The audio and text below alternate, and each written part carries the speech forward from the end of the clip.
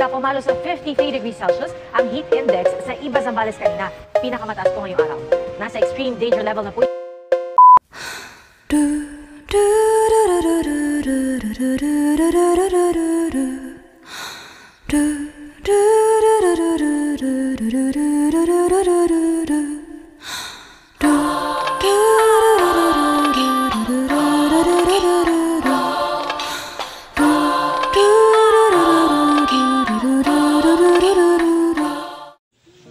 Hello people, this is Earth.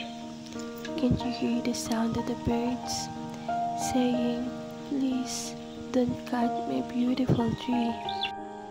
Hello people, this is Earth again saying, please don't change this peaceful sound of this river into a terrible and angry light.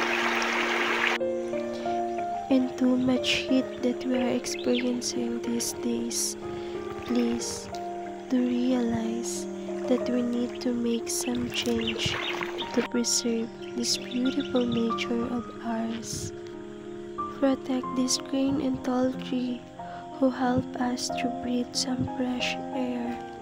This green and tall tree who give us some food to eat. Do remember that we are not just the one who need them. This is not just our home, but this is a home for them too. To protect this calm and clean sea, they are not a waste bag, but they are also the big source of our everyday. We people are truly blessed to experience the gift of this nature. Protecting nature is also protecting the next generation. Magandang hapon po.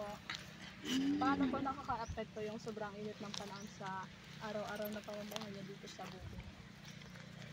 Ang naapektuhan sa amin ay yung mga pananim, yung mga saging, niyog, at yung sa tubigan.